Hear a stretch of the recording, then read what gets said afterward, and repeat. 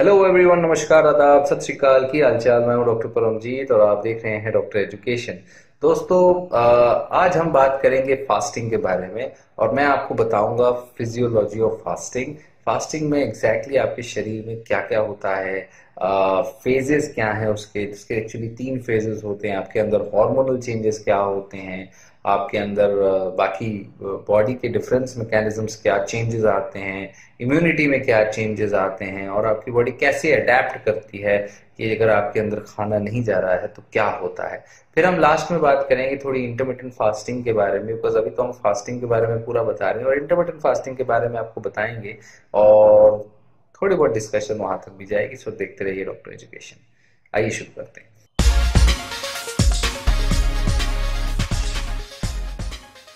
Intermittent fasting बीच में ही आप मान लो फेज 2 के आसपास, फेज 1 कभी फेज 2 में ज्यादातर बंद हो जाती है, तो इंटरमिटेंट फास्टिंग होती है वहां तक। और इंटरमिटेंट फास्टिंग डिपेंड करती है कि आपने किस प्रकार की कई बार वो ऑल्टरनेट डे फास्टिंग है, कई दफा वो ऐसे होते हैं कि 6-8 घंटे खा लो और 16 घंटे मत खाओ। तो डिफरेंट डिफरेंट टाइप की है, बट अल्टीमेटली डिपेंड करता है कि जब खा रहे हो तो क्या खा रहे हो। अगर आपने बहुत हैवी डाइट उस समय दे दी जब खा रहे हो तो कोई वैल्यू नहीं रह जाती इंटरमीडिएट फास्टिंग की। Ultimately your body will not lose a lot of weight अगर उसको बहुत ज्यादा हैवी सबस्ट्रेट आप देते गए। मतलब अल्टीमेटली थोड़ा सा वहां पर भी कैलोरी डेफिसिट का फैक्टर है।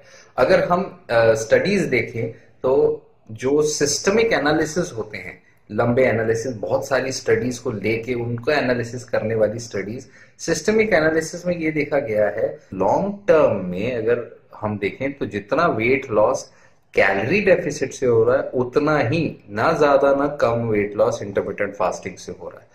सो इंटरमिटेंट फास्टिंग का लॉन्ग टर्म में कोई और एडिशनल बेनिफिट नहीं है कैलोरी डेफिसिट का, कैलोरी डेफिसिट से कंपैरिजन में। और कैलोरी डेफिसिट ज्यादा बेटर इसलिए हम मानते हैं क्योंकि इंटरमिटेंट फास्टिंग या प्रोलॉन्ग फास्टिंग में आप अपनी बॉडी को एक बहुत ही हैवी स्ट्रेस के थ्रू गुजार रहे हैं, प्लस गॉल स्टोन के रिस्क बढ़ जाते हैं। बिकॉज उस समय जब आप एक्चुअली डाइजेस्टिव सिस्टम ठप हो गया है उस समय गॉल ब्लैडर भी काम नहीं करता और गॉल ब्लैडर जो है 2 से 4 गुना तक उसका साइज बढ़ जाता है, बिकॉज उसमें बाइल जमा होता जाता है एंड उस समय गॉल स्टोन का रिस्क 30 to 40% बढ़ जाता है।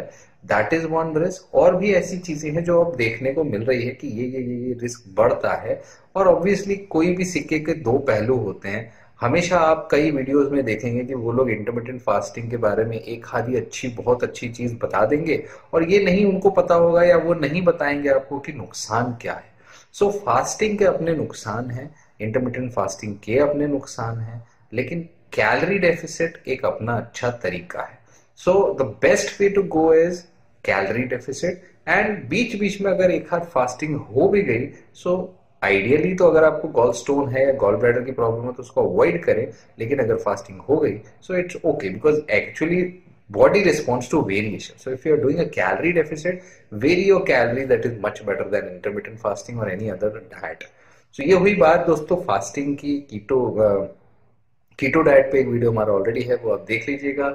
इंटरमिटेंट फास्टिंग पे इससे ज्यादा डिटेल वीडियो भी एक आएगा आगे चल के, और भी वीडियोस आएंगे। बट आई होप इससे आपको मदद मिली है और देखते रहिएगा ऐसे ही वीडियो, शेयर करते रहिए, लाइक करते रहिए, हमें पता चलता है आप हमारे वीडियोस लाइक कर रहे हैं।